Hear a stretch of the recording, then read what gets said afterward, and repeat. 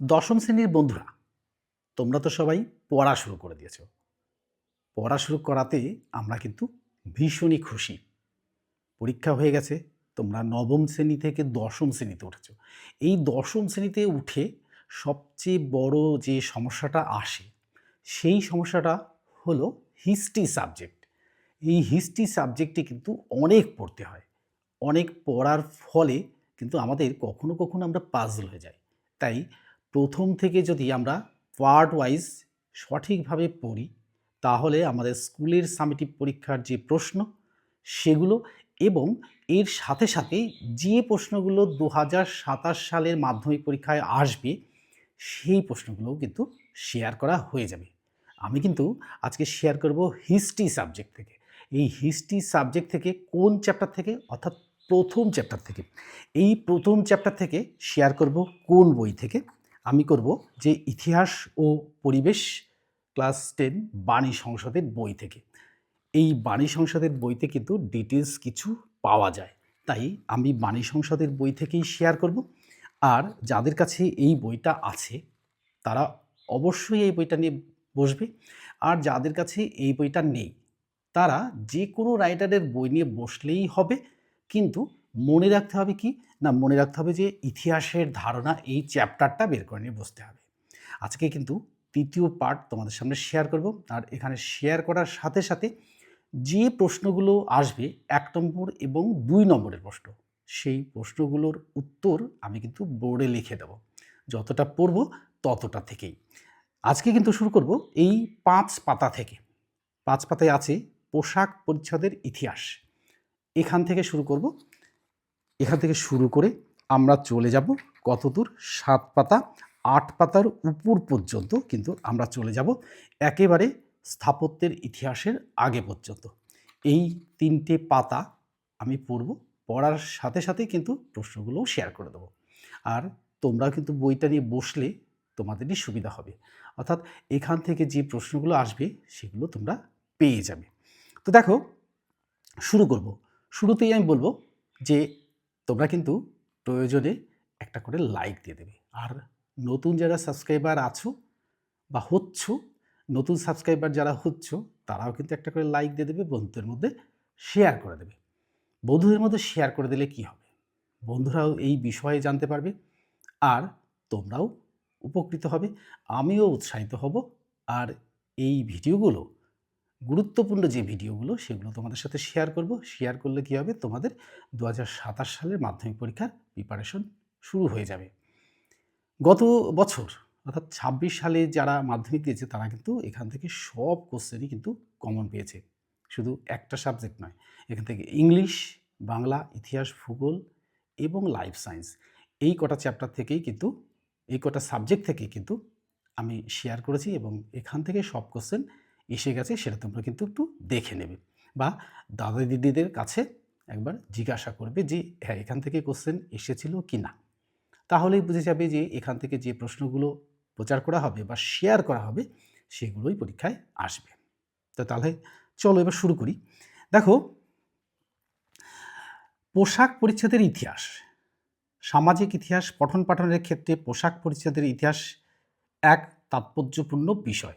কেননা পোশাক পরিচ্ছদের মধ্যে দিয়ে আঞ্চলিক ইতিহাসের পরিচিতি বৃদ্ধি পায়।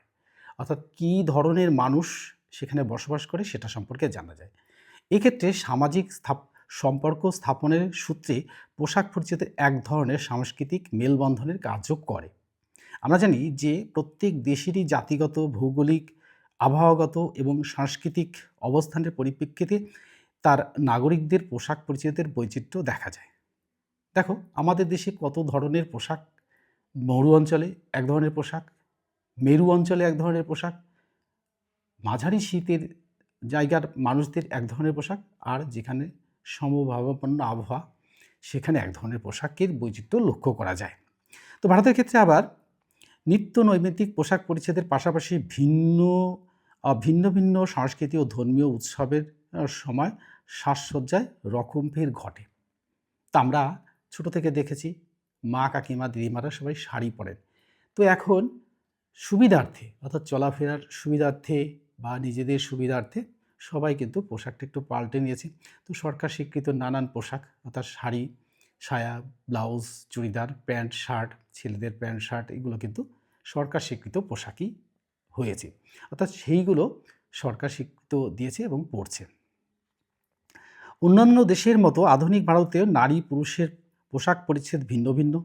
এই ভিন্নতা আবার বিচিত্র ও বিশাল। এই দেশের বিভিন্ন প্রদেশের বিভিন্ন প্রকার, অর্থাৎ উত্তর ভারত, উত্তর পশ্চিম ভারতের পূর্বে সঙ্গে পূর্ব ভারত বা উত্তর পূর্ব ভারতের পোশাক পরিচ্ছদের সাদৃশ্য লক্ষ্য করা যায়, অর্থাৎ সাদৃশ্য কম থাকে। এমনকি উত্তর ভারতে এবং উত্তর পূর্ব ভারতের পোশাক পরিচ্ছদের মধ্যে বৈচিত্র্য লক্ষণীয়। একইভাবে দক্ষিণ ভারতে এর ব্যতিক্রমও লক্ষ্য করা যায় না। সাধারণভাবে বলা যায় যে ভারতের নারী শাড়ি এবং পুরুষ ধুতি পরিধান অভ্যস্ত। তবে উত্তর পশ্চিম ভারতের রাজস্থান অঞ্চলের নারী সমাজ শাড়ি পরা থেকে সালোয়ার কামিজ বেশি অভ্যস্ত। উত্তর পূর্ব ভারতে অসম অঞ্চলের নারী মেখলা চাদরে অভ্যস্ত। উত্তর ভারতের নারী শাড়ির পাশাপাশি ঘাগরা চেলিতে চলাফেরা পছন্দ করেন। মহারাষ্ট্রের নারী শাড়ি পরলেও পিছনে কাছা রাখেন ছেলেদের মতন। এদেশের মুসলিম নারীরা সবাই না হলেও অনেকেই বোরখা পরে চলতে অভ্যস্ত। তবে বহু মুসলমান নারী ক্রমশ এই অভ্যাস পরিত্যাগ করতে তৎপর। তো বিভিন্ন ভাষাভাষী দেশ ভারতবর্ষ, বিভিন্ন জাতির দেশ ভারতবর্ষ। এই দেশের মানুষ সকলের সঙ্গে মিলে মিশে একাকার হয়ে সার্বভৌমভাবে সবাই কিন্তু সব ধরনের পোশাক পরে প্রয়োজনে। এবার কিছু ধর্মীয় পোশাক থাকে যেগুলো না পরলেই নয়। দেখো, আমরা যদি চার্চে যাই, তারা মাথায় ওরকম একটা টোপরের মতন পোশাক পরে, আর সালোয়ার কামিজ পরেন, শাড়িও পরেন।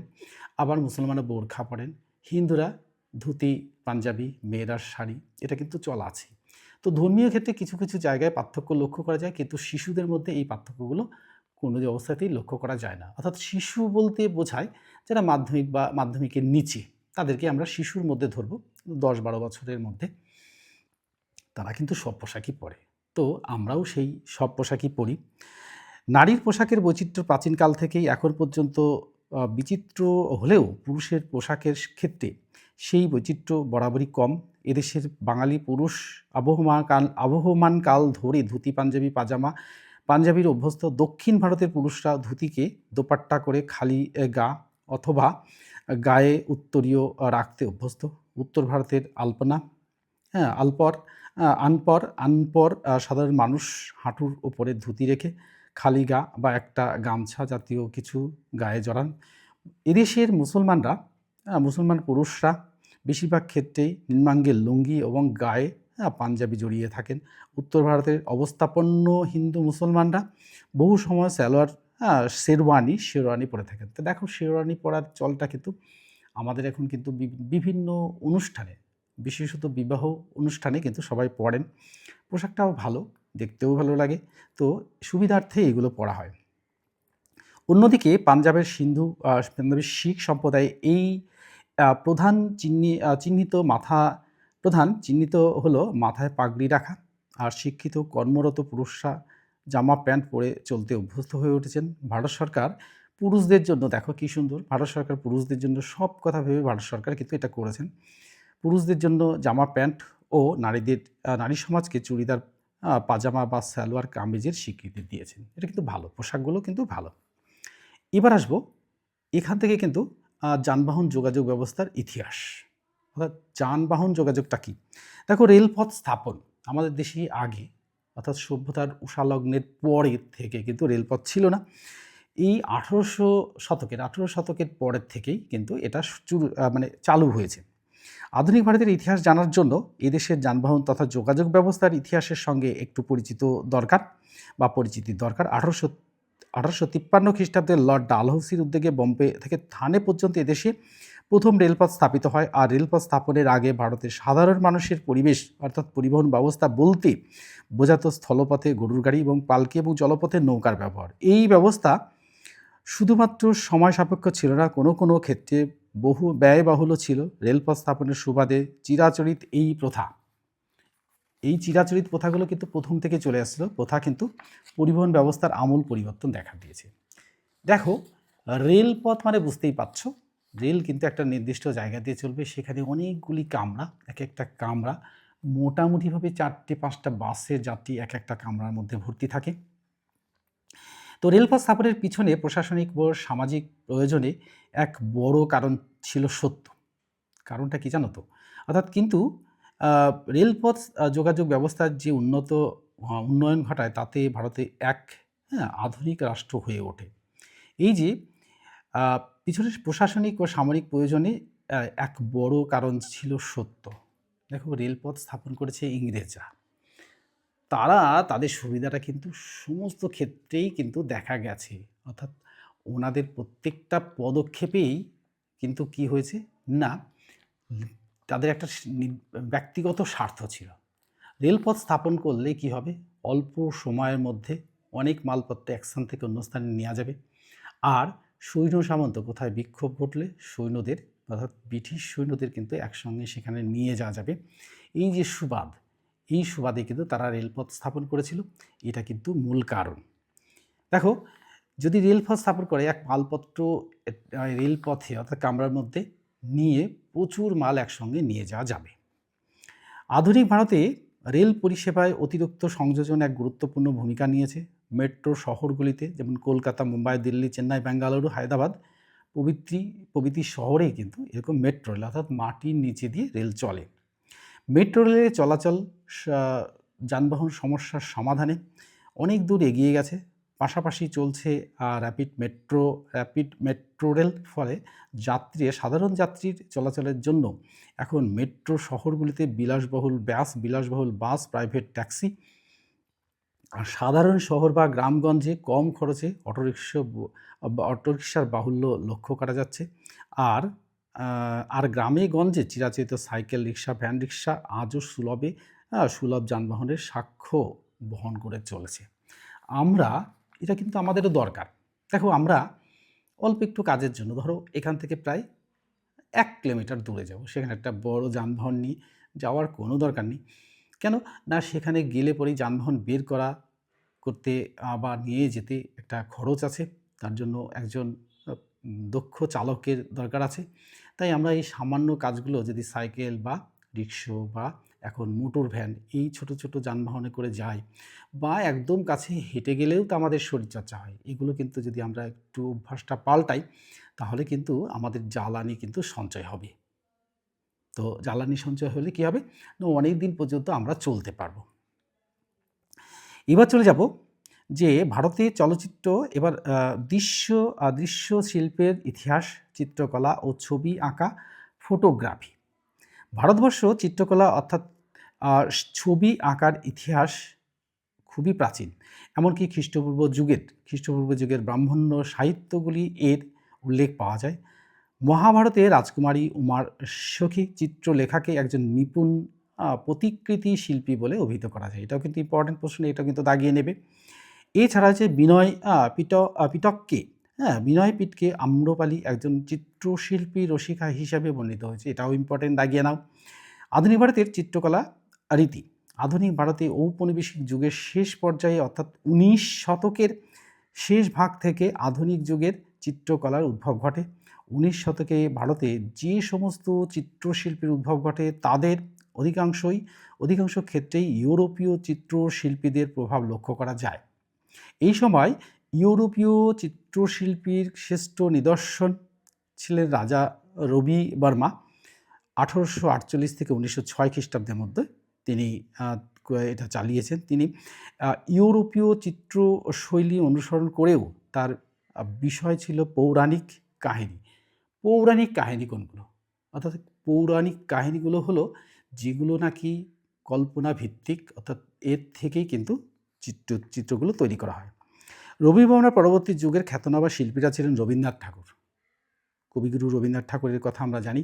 গগনেন্দ্রনাথ ঠাকুর, অবনীন্দ্রনাথ ঠাকুর এবং নন্দলাল বসু, যামিনী রায় প্রমুখ। এই চিত্রশিল্পীরা কিন্তু বিখ্যাত। আসবো আমরা বিশ্বকবি রবি ঠাকুর। এই রবীন্দ্রনাথ ঠাকুর ১৮৬১ সালে জন্মগ্রহণ করেন, ১৯৪১ খ্রিস্টাব্দে মারা যান। ১৯ শতকের কলকাতায় সংস্কৃতির কেন্দ্রভূমির নাম ছিল জোড়াসাঁকোর ঠাকুরবাড়ি। কলকাতার জোড়াসাঁকোর ঠাকুরবাড়ি। এই বাড়ির ৩ জন প্রতিনিধি চিত্রশিল্পী হিসাবে ভারতব্যাপী খ্যাতি লাভ করে। এদের মধ্যে বিশ্বকবি রবি ঠাকুর ছিলেন বহুমুখী প্রতিভার অধিকারী। বহুমুখী প্রতিভার অধিকারী রবীন্দ্রনাথ ঠাকুর একাধারে লেখক, চিত্রশিল্পী, সাহিত্যিক, গায়ক, নাট্যকার, সুরকার, সব কিন্তু রবীন্দ্রনাথ ঠাকুর, ঔপন্যাসিক থেকে শুরু করে সব। তাহলে এই রবীন্দ্রনাথ ঠাকুর এইরকম একটা ঠাকুর পরিবারের থেকে ৩ জন ব্যক্তি বেরিয়েছিল, বুঝতেই পারছো পরিবারটা কত মেধাবী। তো তিনি ৬০ বছর বয়সে অঙ্কন শিখতে শিল্পে হাত লাগান। এই সময় ৬০ বছর বয়সে, দেখো ৬০ বছর বয়সে মানুষ মরেই যাওয়ার সময় হয়ে যায়। তো সেই সময় তিনি চিত্র আঁকতে শুরু করেন। সেই সময় তার আশপাশে নিজের আত্মীয়স্বজন ছাড়া এমন অনেক গুণগ্রাহী ছিলেন যারা ভারতব্যাপী চিত্রশিল্পী হিসাবে খ্যাতি লাভ করেছিলেন। রবীন্দ্রনাথ ঠাকুর রং তুলি হাতে নেওয়ার পর তার আঁকা ছবিগুলি রবীন্দ্র চিত্রাবলী নামে পরিচিত। এটাও ইম্পর্টেন্ট, দাগিয়ে নাও। ১৯২০ এর দশকে তার আঁকা ছবি প্যারিস সহ বিশ্বের বিভিন্ন স্থানে সমাদিত হয়। তাহলে বোঝো যে সেই সাধারণ একজন শিল্পী নন। রবীন্দ্রনাথের ছবি আঁকার ক্ষেত্রে বহু স্বতন্ত্র বৈচিত্র্যের পরিচয় রেখে গেছেন। এগুলির মধ্যে একটি হলো তিনি নিজের লেখা কিছু ভুল দেখলে তা ঢাকতে ভুলের ওপরই এক অদ্ভুত ধরনের শিল্প রচনা করতেন, অর্থাৎ নিজের ভুলটা চাপা পড়ে যায়। পাশ্চাত্য দেশে এই ধরনের চিত্রশিল্পীকে ডুডল বা ডুডলিং বলে। তাহলে ডুডলিং বা ডুডল কি, এটাও কিন্তু ইম্পর্টেন্ট। রবীন্দ্রনাথ ঠাকুর স্বয়ং এর নাম দেন চিত্রলিপি। এবার আসবো আমরা গগনেন্দ্রনাথ ঠাকুর। জন্ম ১৮৬৭, মৃত্যু ১৯৩৮। আধুনিক ভারতের চিত্রশিল্পীদের মধ্যে অন্যতম খ্যাতিমান শিল্পী ছিলেন এই গগনেন্দ্রনাথ ঠাকুর। তিনি ছিলেন ঠাকুরবাড়ির দ্বিতীয় প্রতিনিধি। আমাদের দেশের আল্ট্রা মডার্ন আর্টের প্রথম উদ্ভাবক হলেন এই অবনীন্দ্রনাথ ঠাকুর। এটাও কিন্তু দাগিয়ে নেবে, এটাও কিন্তু ভেরি ইম্পর্ট্যান্ট। আমি কিন্তু এগুলো শেয়ার করে রেখেছি খাতায়, এগুলো কিন্তু বোর্ডে তোমাদের সাথে শেয়ার করব। আল্ট্রা মডার্ন কথার আক্ষরিক অর্থটা হলো এই আধুনিক চিত্রশিল্পী।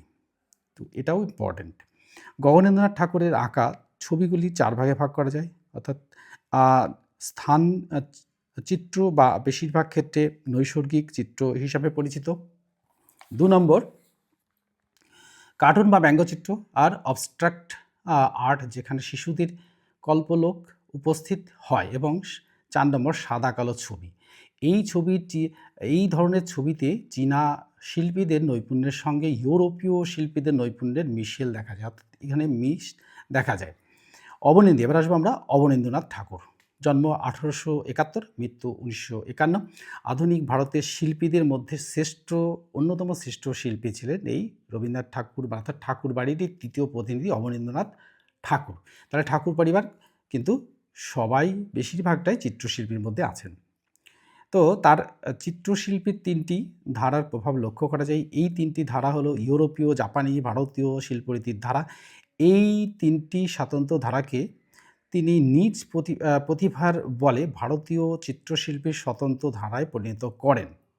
দেখো, ইতিহাসটা পাই টু পাই না পড়লে কিন্তু বোঝা যায় না। এখানে বোঝানোর যে গল্পটা, অর্থাৎ কনসেপ্টটাকে সঠিকভাবে জানতে হয়, তাই প্রত্যেকটা লাইনই পড়তে হবে। এর এক বড় কৃতিত্ব ছিল এই যে তিনি ইউরোপীয় শিল্পরীতির বিরুদ্ধে দাঁড়িয়ে পুরনো মুঘল ও রাজপুত চিত্রশৈলীকে আধুনিক ভারতীয় চিত্রশিল্প হিসাবে গড়ে তুলেছেন। তার উদ্যোগে বেঙ্গল স্কুল অফ আর্ট নামে একটি শিল্পী সংগ্রহ প্রতিষ্ঠিত হয়, এটাও দাগিয়ে নাও। ভারতীয় চিত্রশিল্পে তার আঁকা ছবিগুলি অবনীন্দ্র শৈলী নামে খ্যাত, এটাও দাগিয়ে নাও। অবনীন্দ্রনাথ ঠাকুর শুধুমাত্র বড় শিল্পী ছিলেন না, একজন বড় মাপের শিক্ষকও ছিলেন। তার ছাত্রদের মধ্যে শ্রেষ্ঠ ছাত্র ছিলেন নন্দলাল বসু। তাহলে নন্দলাল বসুটা কি, এটাও দাগিয়ে নাও। এছাড়াও ছিলেন যামিনী রায়, মুকুল দে, অসিত কুমার হালদার, সুরেন্দ্রনাথ গাঙ্গুলি, ক্ষিতেন্দ্রনাথ মজুমদার প্রমুখ পরবর্তীকালে খ্যাতনামা শিল্পীরা। যামিনী রায়ের চিত্রাঙ্কন রীতির মূল বৈশিষ্ট্য ছিল, দেখো এখানে কিন্তু ফিচার্স কিছু থাকে, অর্থাৎ বৈশিষ্ট্য, গ্রাম্য মানুষের সহজ সরল জীবন তুলে ধরা 1 নম্বর। 2 নম্বর হচ্ছে যে চিত্র রচনার মধ্যে দিয়ে আরও বেশি করে মানুষের কাছে পৌঁছে যাওয়া। 3 নম্বর ভারতীয় চিত্রাঙ্কনের ক্ষেত্রে নিজস্বতা সৃষ্টি করা। তাহলে নিজস্বতা সৃষ্টি করা আর তার বহু চিত্রকর্ম কালীঘাট চিত্রকর্ম হিসাবে পরিচিত। এই ব্যাপারে তিনি গ্রামের পটুয়া শিল্পীদের সান্নিধ্যে থেকে চিত্রশিল্পে এক ভিন্ন রীতির পরিচয় দেন। এবার আসবো আমরা ফটোগ্রাফির ইতিহাস। এই ফটোগ্রাফির ইতিহাস দেখো, আধুনিক ভারতের ইতিহাস চর্চার ক্ষেত্রে ফটোগ্রাফি এক গুরুত্বপূর্ণ উপাদান। ফটোগ্রাফ শব্দটি উৎপত্তি হয়েছে দুটি গ্রিক শব্দ থেকে। একটি হলো ফটোস, যার অর্থ হলো আলো, আর আরেকটি শব্দ হলো গ্রাফেস, যার অর্থ হলো অঙ্কন বা চিত্র। তাহলে এক কথায় বাংলা এই দুটি শব্দের একত্রিত হলো ফটোগ্রাফি। শব্দের বাংলা আক্ষরিক অর্থটা এরকম, তবে আলোক চিত্রণ, এটাও দাগিয়ে নাও।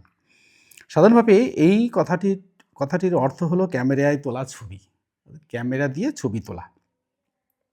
1830-এর দশকে মধ্যে ইউরোপে ফটোগ্রাফির উদ্ভব ঘটে। 1857 খ্রিস্টাব্দে মহাবিদ্রোহের সময় ইউরোপের সাহেবরা এই বিদ্রোহের ছবি তুলতে এদেশে হাজির হন। ভারতীয়দের মধ্যে ফটোগ্রাফি নিয়ে প্রথম যারা কাজ করেন তাদের মধ্যে উল্লেখযোগ্য হলেন লখনৌয়ের আহমেদ আলী খান, বোম্বাই এর দাজি, কলকাতার প্রদ্যুৎ কুমার ঠাকুর, হায়দ্রাবাদের ইয়াসস্বামী প্রমুখ। স্বাধীনতা লাভের আগে পর্যন্ত ইংরেজ ভারতীয় ফটোগ্রাফাররা এই সমস্ত ছবি ধরে রাখতেন এবং এদেশের সমাজ সংস্কৃতি রাজনীতি বোঝার পক্ষে এক কার্যকর উপাদান হয়ে দেখা দেয়। প্রসঙ্গত উল্লেখ্য, অতীতের বিভিন্ন সময়ে তোলা বিচিত্র ছবি, সব ছবি থেকে এই সময়ের, অর্থাৎ সেই সময়ের সামাজিক, অর্থনৈতিক এবং রাজনীতিক সমস্ত তথ্যই কিন্তু জানা সম্ভব হয়।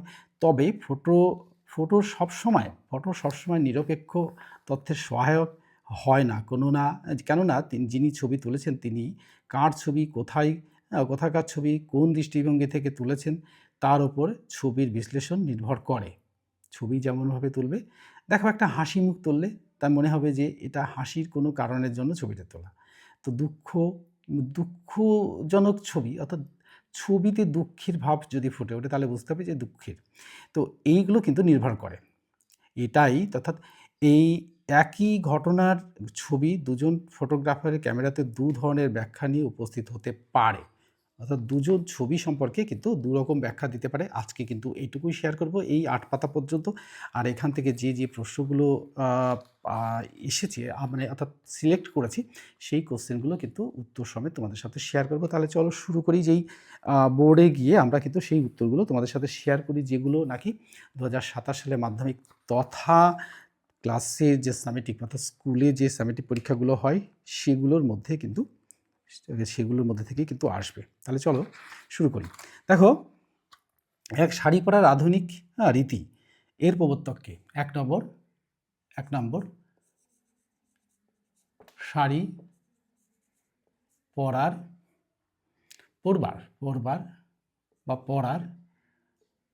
আধুনিক নীতি প্রবর্তককে। আধুনিক রীতির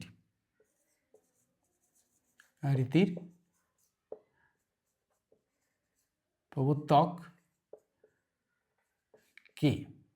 দেখো, উত্তরটা হবে যে জ্ঞানদানন্দিনী দেবী। একটু নামটা কঠিন, জ্ঞানদা নন্দিনী দেবী।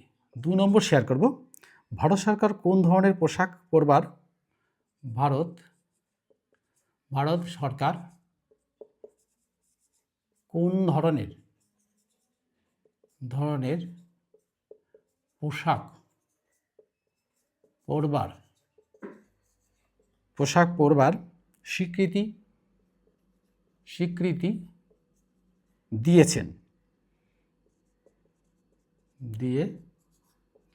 উত্তরটা হবে,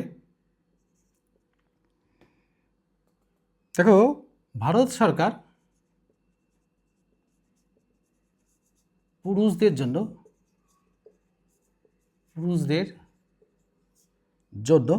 জামা প্যান্ট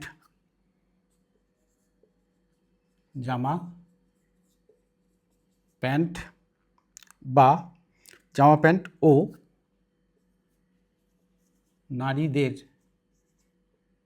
নারীদের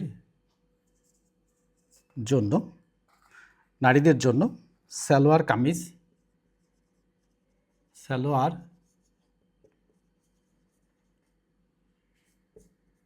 কামিজ পরবার স্বীকৃতি দিয়েছেন।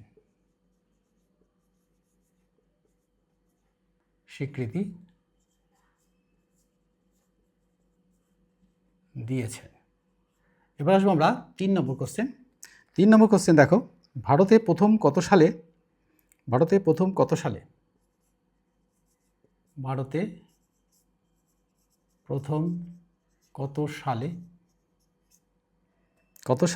বা কত সাল থেকে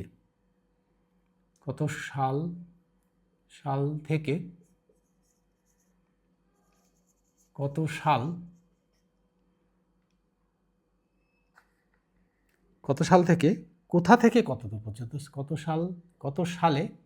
সালে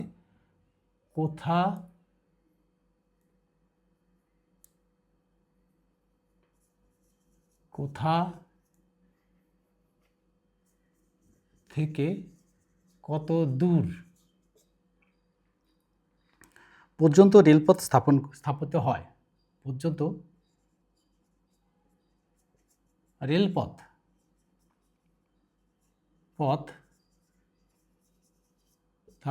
হয়, দেখো উত্তরটা হবে 1853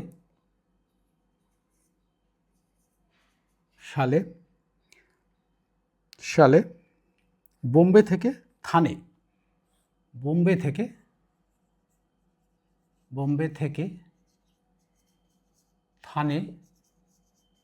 পর্যন্ত রেল পথ স্থাপিত হয়। এবার আসবো আমরা 4 নম্বর কোশ্চেন। 4 নম্বর কোশ্চেনে চলে যাব। চিত্রলেখা কি?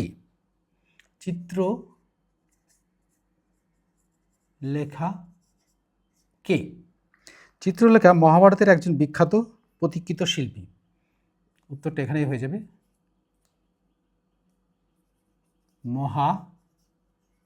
মহাভারতের একজন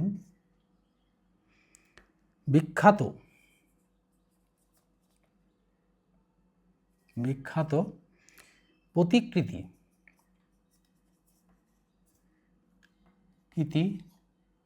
শিল্পী। এবার আমরা আসবো 5 নম্বর কোশ্চেন পরের পাতাতে। দেখো, রাজা রবি বর্মা কে ছিলেন? রাজা রবি ভার্মা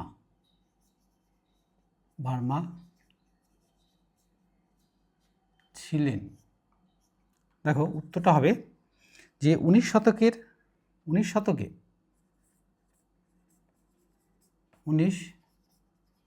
শতকে ভারতের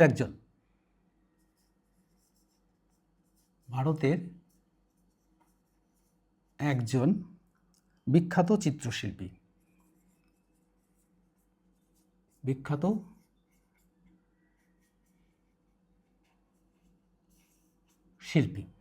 এবার কিন্তু বোর্ডটাকে আমাদের ক্লিন করে নিতে হবে। তার আগে কিন্তু তোমরা একটা স্ক্রিনশট তুলে নেবে, তাহলে সুবিধা হবে। বোর্ডটাকে ক্লিন করার সাথে সাথে আমি বলবো, আমার যারা পুরনো সাবস্ক্রাইবার আছো তারা কিন্তু একটা করে লাইক দিয়ে দেবে, আর বন্ধুদের মধ্যে শেয়ার করে দেবে। আর নতুন যারা বন্ধু হচ্ছ তারাও কিন্তু একটা করে লাইক ও শেয়ার করে দেবে। তাহলে কী হবে? তাহলে কিন্তু তোমরা যেমন জানতে পারবে, তোমাদের বন্ধুরাও জানতে পারবে, আমিও উৎসাহিত হব এবং তোমাদের কাছে ভিডিওগুলো সবার আগে পৌঁছে যাবে, যেগুলো নাকি তোমাদের স্কুলের সামেটিভ পরীক্ষা তথা 2027 সালে মাধ্যমিক পরীক্ষার জন্য সবচেয়ে বেশি কাজে লাগবে।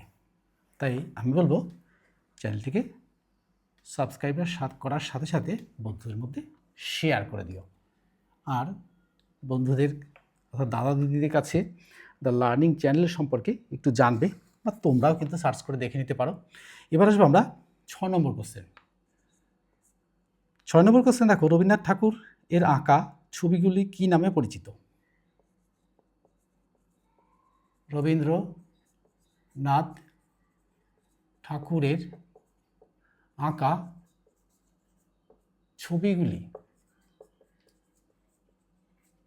ছবিগুলি কি নামে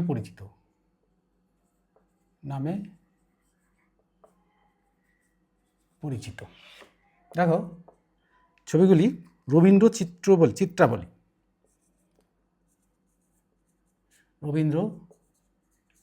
চিত্রাবলী নামে পরিচিত।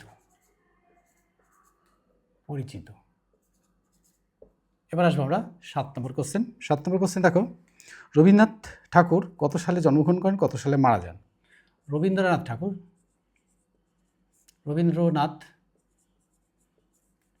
ঠাকুর কত সালে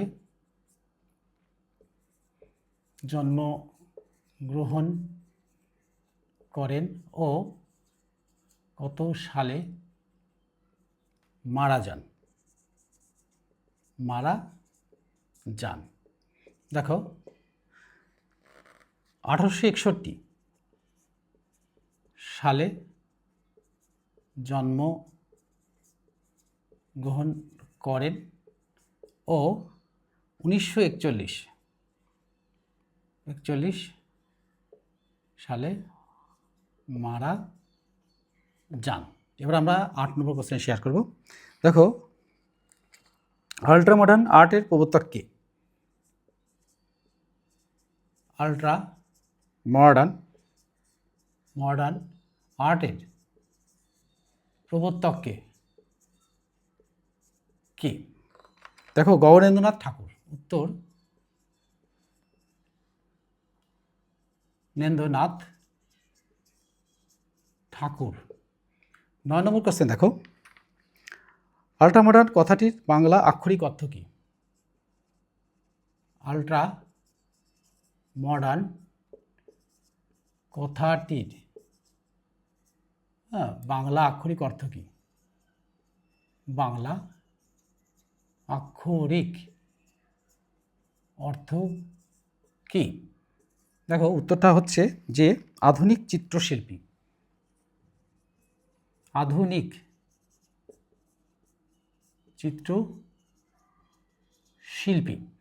10 নম্বর দেখো, 10 নম্বর কোশ্চেনটা হচ্ছে, দেখো, আধুনিক ভারতের অন্যতম শ্রেষ্ঠ শিল্পী কে ছিলেন? আধুনিক ভারতের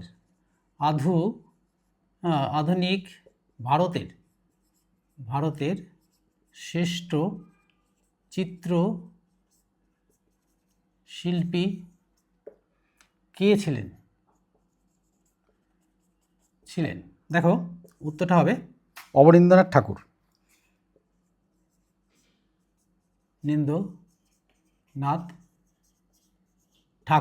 এবার আসবো 11 নম্বর কোশ্চেন। দেখো, বেঙ্গল স্কুল অফ আর্ট নামের বেঙ্গল স্কুল অফ আর্ট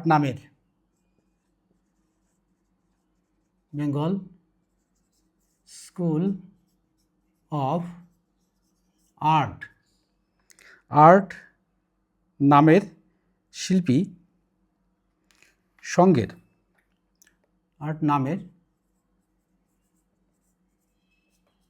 শিল্পী সংঘের প্রতিষ্ঠাতা কে?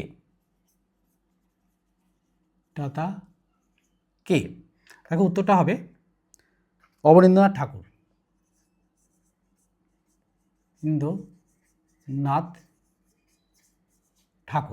এবার কিন্তু আর কটা কোশ্চেন আছে, তার আগে কিন্তু বোর্ডটাকে ক্লিন করে নিতে হবে। বোর্ডটাকে ক্লিন করার সাথে সাথে আমি বলবো যে এখান থেকে একটা ছবি তুলে নেবে, তাহলে কিন্তু তোমাদের সুবিধা হবে। আর এর থেকে কিন্তু কোশ্চেনটা আসবে সামেটিভ পরীক্ষা তথা 2027 সালের মাধ্যমিক পরীক্ষায় কিন্তু এই কোশ্চেনগুলোই আসবে। আর মাত্র কয়েকটা কোশ্চেন আছে, সেই কোশ্চেন কটা শেয়ার করা হয়ে গেলেই কিন্তু তোমাদের সঙ্গে আজকে কিন্তু এই হিস্ট্রি সাবজেক্টের থার্ড পার্ট অর্থাৎ ইতিহাসের ধারণার থার্ড পার্ট কিন্তু তোমাদের শেয়ার করা হয়ে যাবে, তোমাদের সাথে শেয়ার করা হয়ে যাবে এবং তোমাদের কোশ্চেনগুলো সম্পর্কে জানা হয়ে যাবে। এবার চলে যাবো আমরা পরের পাতাতে। তার 3-4টে কোশ্চেন আছে। দেখো, 12 নম্বর কোশ্চেন শেয়ার করব। 12 নম্বর কোশ্চেন দেখো, যে ফটোজ কথার অর্থ কী? কথার অর্থ কি? দেখো এর উত্তরটা হবে আলো। এবার 13 নম্বর কোশ্চেন দেখো, 13 নম্বর কোশ্চেন দেখো, গ্রাফেস কথার অর্থ কি? গ্রাফোস, গ্রাফোস কথার অর্থ কি? গ্রাফোস কথার অর্থ উত্তরটা হবে অঙ্কন, অঙ্কন বা চিত্রণ। 13 নম্বর 14 নম্বর কোশ্চেন দেখো, আর দুটো কোশ্চেন। ফটোগ্রাফিক শব্দের অর্থ কি? ফটোগ্রাফি, ফটোগ্রাফি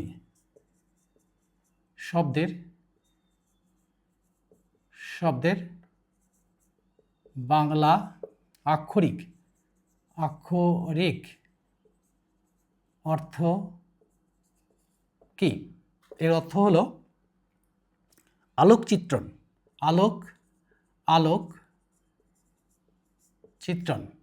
লাস্ট কোশ্চেন 15 নম্বর কোশ্চেন, যে কোন শতকে ইউরোপে